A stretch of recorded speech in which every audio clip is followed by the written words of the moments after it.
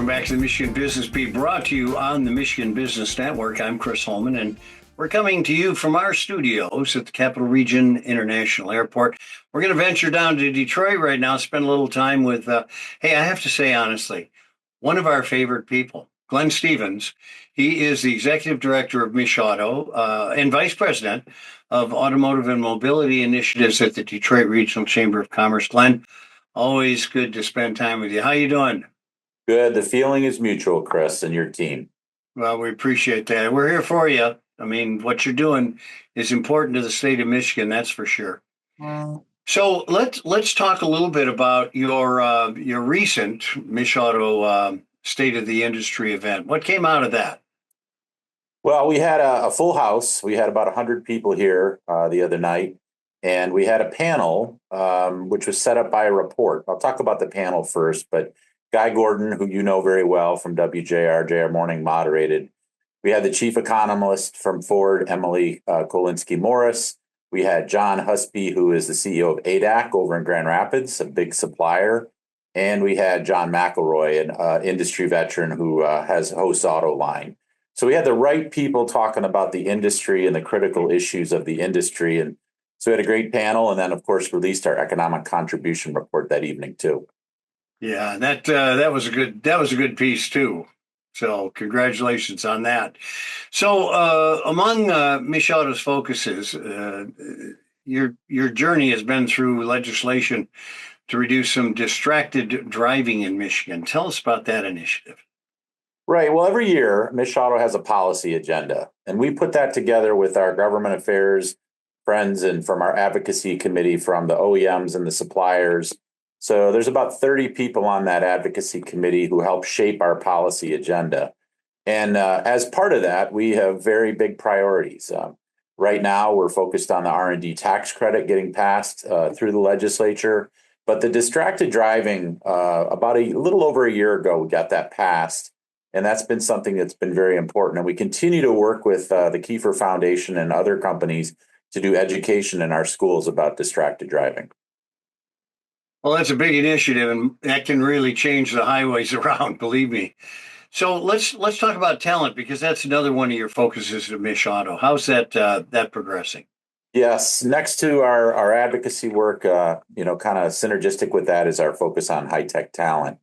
So about 3 years ago, we doubled and quadrupled down on focusing on developing and retaining more high-tech talent for Michigan's automotive, mobility, and tech industries. And that high-tech talent means everything from the shop floor, the manufacturing floor, where there's more automation, more machine learning, more artificial intelligence, and having technical talent that can interface and work with that equipment, all the way through software engineering, design, and the cloud. So Michigan needs more high-tech talent for the companies that are here, for these companies to continue to do R&D, engineering, and manufacturing. So our focus is really on that, and we have several key programs to do that. So talent continues to be one of the top three issues for all businesses all the way along the line. So certainly appreciate your efforts there. Let's look back at 2024. Any highlights that pop out? Well, the industry had a solid year. I think the biggest thing that companies had to wrestle with is the transition, the EV transition, or really the deceleration of that transition. It's still happening, but that slowdown has been a big transformation. So looking forward with the change in the legislature here in Michigan and the federal president's cabinet and seat, that's going to be a big change for the industry too. Yeah.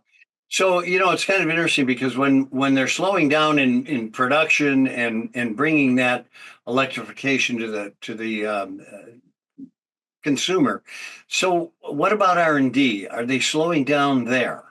No, they're not. In fact, Michigan has more research and development in our auto industry than anywhere else in North America. And it's one of the densest clusters of research and development in the world. In fact, we have 26 different OEMs, 98 of the top 100 suppliers, and almost all of them are doing heavy tech development, heavy R&D and testing. And that's really core. Manufacturing is core to our economy, but research and development is equally, or if not more important. So 2025, I mean, what I'm thinking in my head is infrastructure has always been kind of a drag on that electrification. Are communities and DOT and places like that, are they going forward with that Yeah, infrastructure? the infrastructure is for EVs is going to continue to develop. It's behind, it's lagging. But this is not something that's going to change overnight. We're going to have a slow progression to EV adoption and infrastructure that goes with it. And here in Michigan, we want to make sure we're at the forefront of that. Yeah, absolutely. So any thoughts on the Chinese and their, I guess, encumbrance upon our electrification and that Absolutely. consumer? This is an industry in China that didn't even exist a few years ago and is now going global. So for Michigan to be able to compete, Michigan's going to have to do the things we have to do to compete. Strong business climate.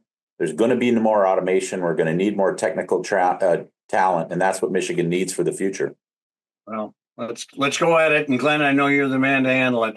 Glenn Stevens, of course, he's the executive director of MichAuto and vice president of Automotive and Mobility Initiatives at the Detroit Regional Chamber of Commerce. And happy holidays to you, my friend. Happy holidays to you and your team too, Chris. Well, thanks for being with us. You're watching the Michigan Business Beat on the Michigan Business Network. I'm Chris Holman.